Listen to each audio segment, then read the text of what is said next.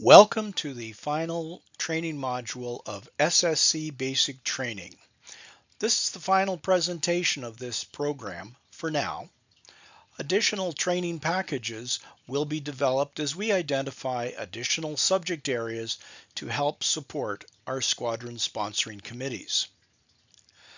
This presentation is designed for self-study for new members or as a refresher for experienced members. You can listen to the presentation anytime you wish and as many times as you wish. This presentation will provide new members with an overview of the Air Cadet Training Program and the role that the Squadron Sponsoring Committee plays in supporting the program. The main focus will be on the local or LHQ program.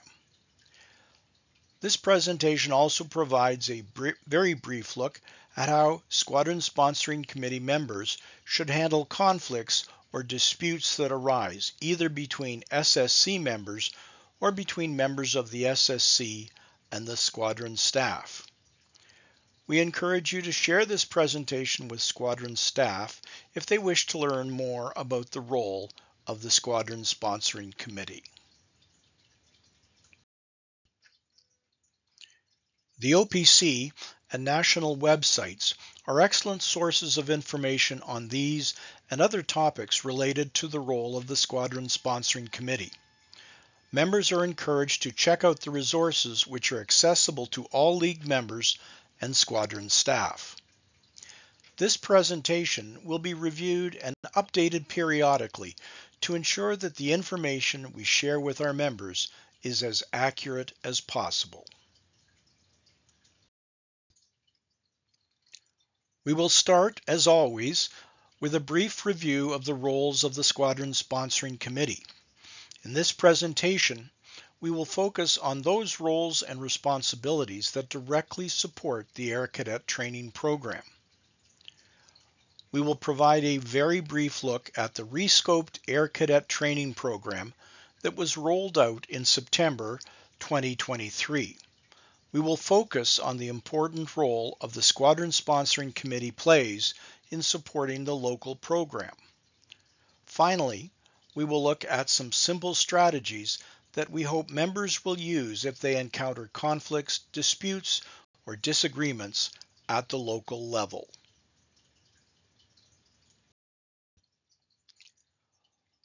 One of the key responsibilities of the Squadron Sponsoring Committee is to raise the funds required to support the local training program. This includes the provision of suitable training facilities, training resources, other than when provided by the Canadian Armed Forces, as well as optional training activities. The Squadron Sponsoring Committee is also responsible for providing funding and transportation for optional or non-CAF supported activities that the Squadron Commanding Officer includes in the training program. Attracting adult volunteers for both the Squadron Sponsoring Committee and the squadron staff is just as important, and maybe more so, than cadets.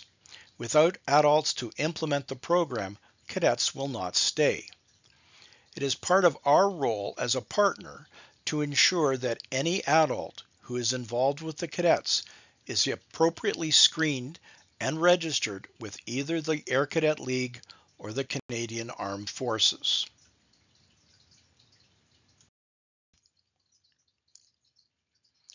The Air Cadet Training Program encompasses all aspects of the training program. This includes the following: the local headquarters program, optional training activities, area and regionally directed activities, and summer training activities. It is important to remember that delivering the program and supervising the cadets during the program is the responsibility of the Canadian Armed Forces. At the local level, that means the commanding officer and the squadron staff. As members of the SSC, our job is to support the CO to the best of our ability by providing the resources which are not provided by the Canadian Armed Forces.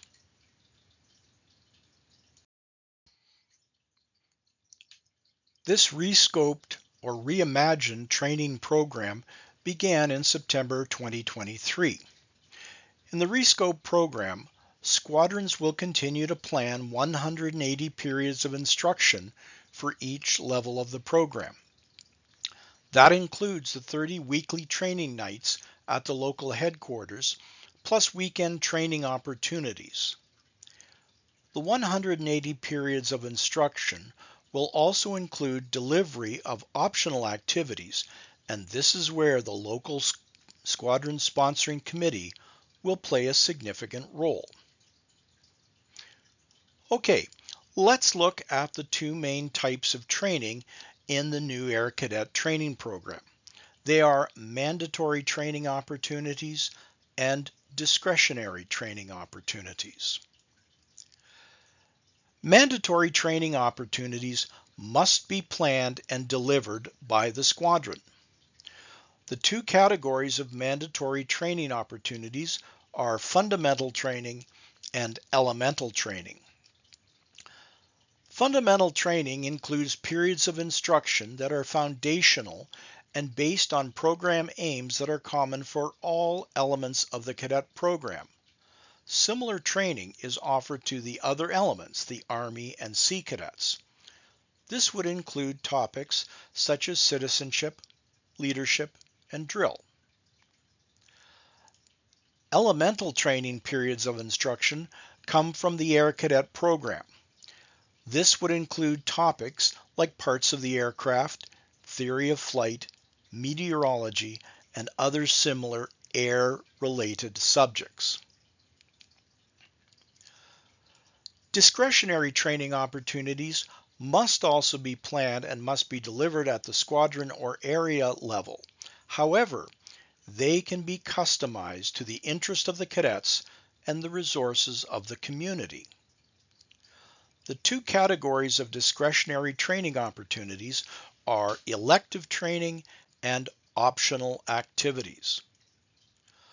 Elective training includes delivering any period of instruction from the Air Cadet program that was not designated as mandatory.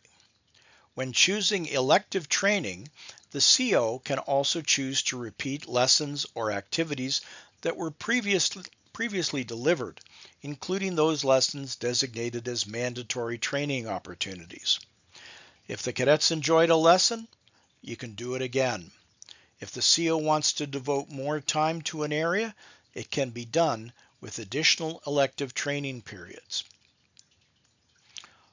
Optional activities augment the cadet program to maintain cadets' interest and are tailored to meet the desires and circumstances of the local community. While most squadrons have always done optional activities, we haven't been able to schedule them on the regular training nights or supported days and weekends. Some points to keep in mind with optional activities are as follows. First, they are usually funded by the local squadron sponsoring committee. They could include activities such as team practices, training not detailed in the Air Cadet program such as geocaching or high ropes course, music training, mess dinners, fun trips, or social activities. The list is endless. They may be planned during regular training sessions on the regular training night, as well as on other days of the week or on weekends. Optional training activities that occur on weekends or away from the local headquarters still need to be approved by the Canadian Armed Forces.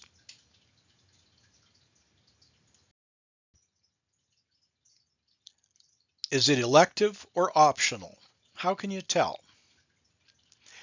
As you can see, every activity with a number in it would be considered elective because it is already part of the Air Cadet program. You could find the specific lesson outline in the appropriate level training manual. The activities without numbers would be considered optional, and there are many more items that could be included as optional activities. That is up to the commanding officer and the training officer in consultation with the squadron sponsoring committee to determine which optional activities to include in the unit training plan.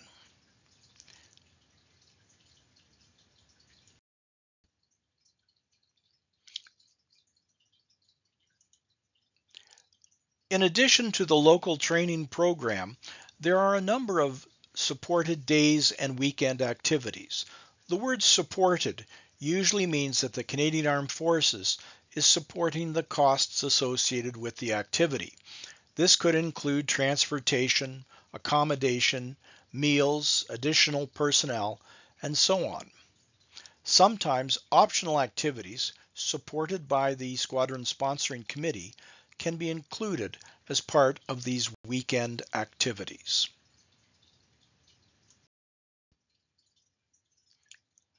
When the commanding officer and training officer are developing their training plan for the year, they will be looking at a combination of mandatory and discretionary activities that they wish to include.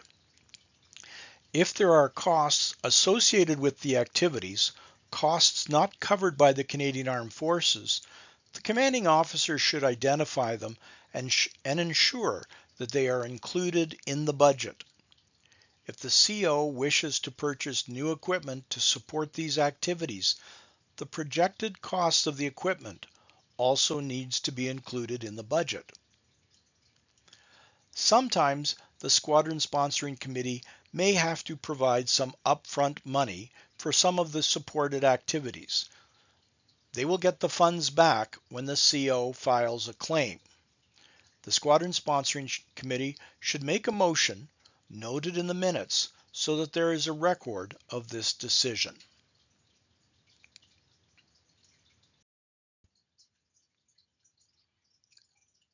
Some optional training includes things like orienteering, biathlon, and band. There may be some support provided by the Canadian Armed Forces, but the SSC may be asked to provide additional support by the commanding officer. For example, the purchase of additional equipment. Optional activities are approved by the Canadian Armed Forces, but are financially supported entirely by the Squadron Sponsoring Committee, based on what the SSC has agreed upon. These include things such as effective speaking or debating, recreational trips, social events, etc. These are all included as optional training. As the Squadron Sponsoring Committee is developing its budget, the costs associated with supporting all aspects of the program must be included.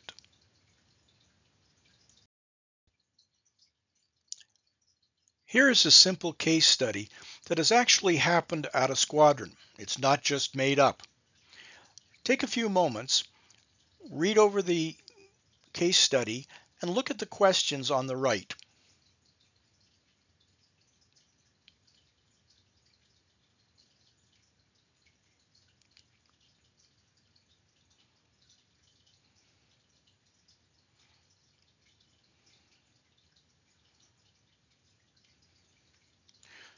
So let's take a look at it in depth.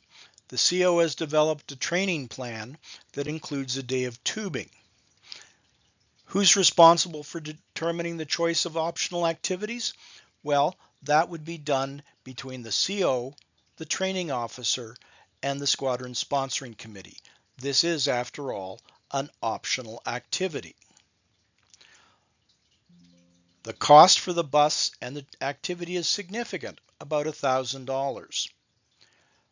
Well, if the activity has been approved in the training plan, it should also be approved in the budget.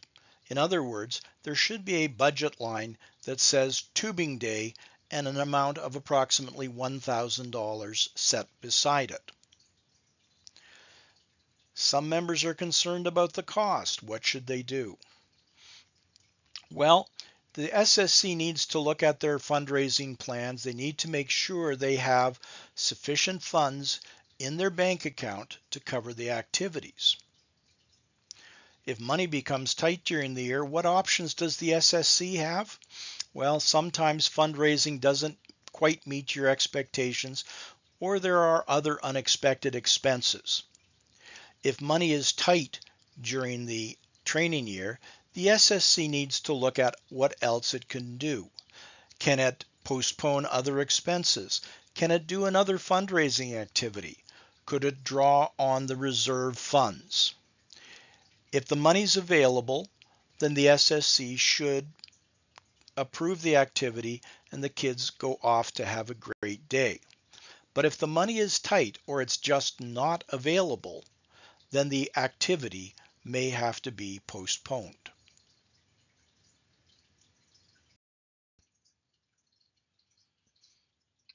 As with any cadet activity, whether it is discretionary or optional, if cadets are involved, the commanding officer must arrange the supervision, even if it's a league activity like effective speaking.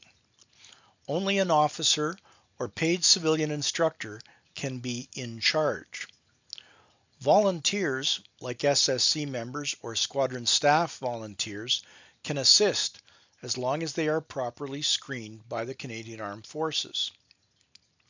The CJCR, that's the Cadet and Junior Canadian Rangers process, allows SSC members to become squadron volunteers to be used by the commanding officer in accordance with the Department of National Defense supervision policy when they are needed. We encourage all SSC members to complete the separate CJCR volunteer registration process so that they can be asked to assist by the commanding officer. This is the final part of our Squadron Sponsoring Committee training program, and it focuses on managing conflict within a squadron.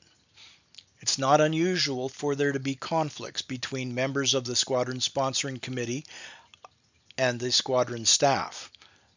Conflict is just another word for disputes or disagreements, and we don't always agree on every situation.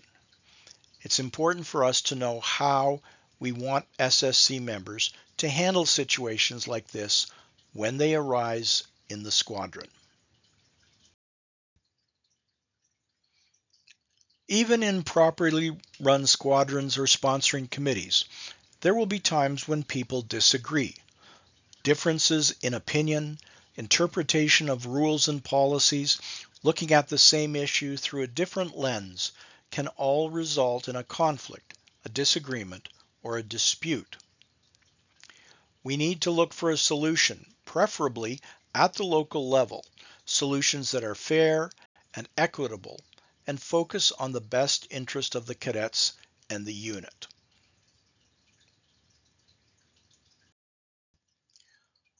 One of the main causes of disputes is often a lack of understanding about the roles and responsibilities of the partners who makes the decision. This is especially true in the area of finances. Squadron sponsoring committees and the military often look at money in different ways. Squadron sponsoring committee members who want to help out on an occasional basis need to get approved by the CJCR. Getting approved by this process is sometimes lengthy and can be frustrating. "We've always done it this way" is a great way to cause problems, especially if the way it has always been done is no longer the right way to do something. Also, new staff members, new SSC members sometimes want to bring change, not doing the same thing the way it's always been done. Local tradition versus change can sometimes be a source of misunderstanding or dispute. Dispute resolution is the act of finding an answer to a conflict or a problem. We should always try and work these problems out at the local level. We need to make sure that we speak with the other person or party involved earlier rather than later. We need to make sure that our facts are correct and we understand the problem. Consultation and communication are always the goal, and we need to look for a win-win solution, if at all possible.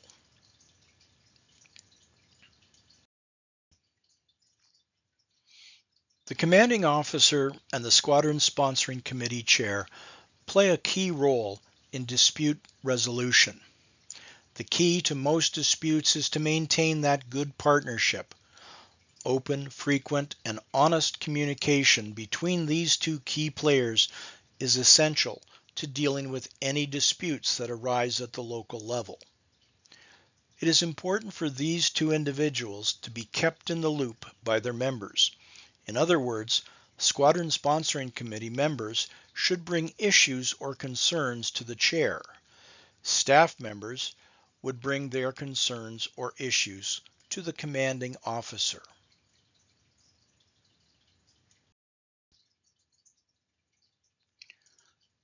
We want to try and make sure that disputes are dealt with quickly and efficiently at the local level.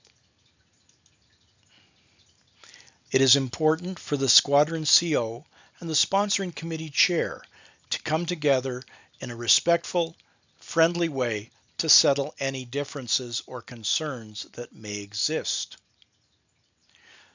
We want all parties to look out for the best interests of the cadets and of the squadron, and to make every effort to act in that spirit. If the CO and the sponsoring committee chair are unable to reach a resolution of their conflict, then they need to move this to the next level and bring in League and CJCR personnel to help resolve the conflict. If you have a child in the squadron and are on the SSC, then you wear two hats, the parent hat and the SSC hat. If you have an issue that impacts your child directly and your child alone, then you have every right to bring the issue to the commanding officer.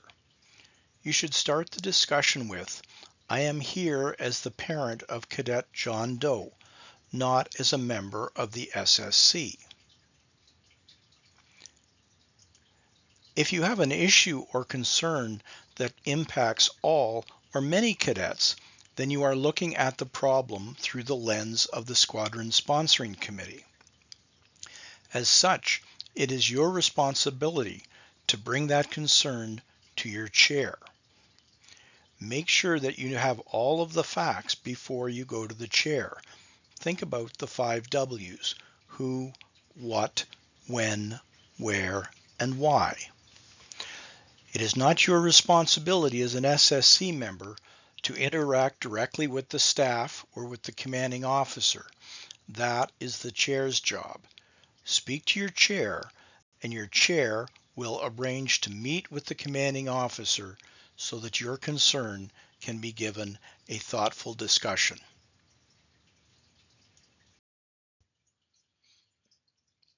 If you have any questions about the material in this presentation or any of the presentations in this series, start by asking your squadron sponsoring committee chair.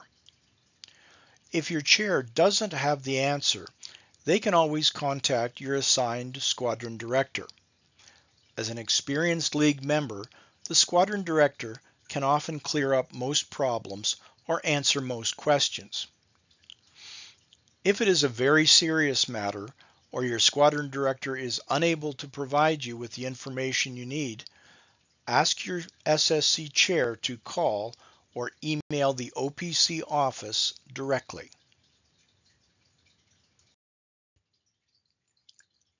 Thank you for taking time to complete this Squadron Sponsoring Committee training program.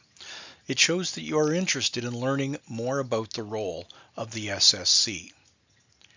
As partners in Canada's Best Youth Program, your involvement with the Squadron Sponsoring Committee will make a difference to the successful operation of the Air Cadet Squadron in your community.